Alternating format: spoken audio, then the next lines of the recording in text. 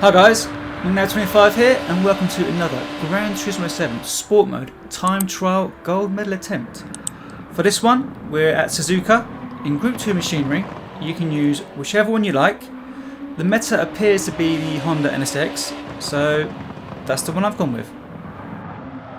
So, at the time of recording, the 3% goal time benchmark was a 1 minute 51.7.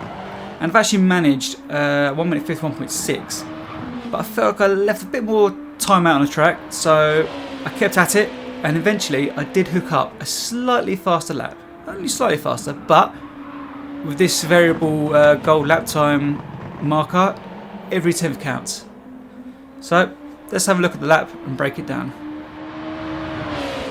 So heading down the main straight, I am using traction control 1, which I felt helped keep the car a bit more stable on acceleration and pointing in the right direction, which, believe it or not, is important when you're doing these time trials.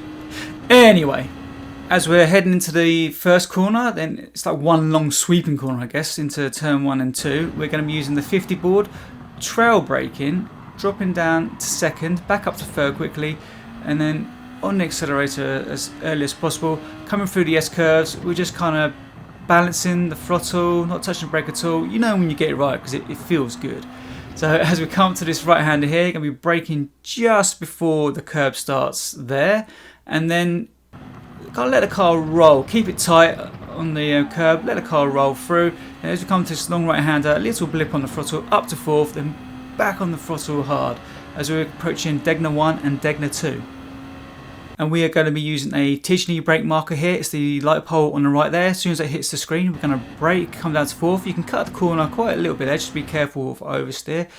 Using the marshal post on the left, we're going to come down into second for Gr. 2, then back up to third. I actually run a little bit wide there, which probably, well, definitely costs us a bit of time. As we come to the hairpin, we're going to be braking just at the end of the curb, and we're going to come down 3 gears into first, back up to second, and then accelerate out as we head towards the final section of the lap.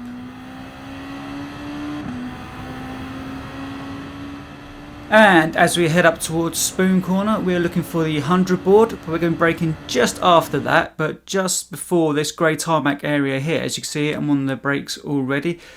Drop down to third, keep it nice and tight. Then for this next left-hander, we're going to brake in before the curb ends on the right there. It's a bit of a tricky corner, this one. Late apex, plenty of time to be won or lost. We make it through okay as we head down the back straight towards 130R. And at this point, we're kind of level pegging it with the Ghost there, so I decided to turn it off because it's in that position where it's a bit distracting. We get through 130R flat out, no problems whatsoever. And then coming into the Casio triangle, we're going to be braking just before that yellow line there on the right. It's a bit of a difficult one to see, but you know, after a bit of practice you'll get it. Take some nice bites out the curbs there through the chicane, keep it tight on the exit, and then we are going to end up with a 1 minute 51.410, which is 2.68% of the top time, probably about 3 seconds.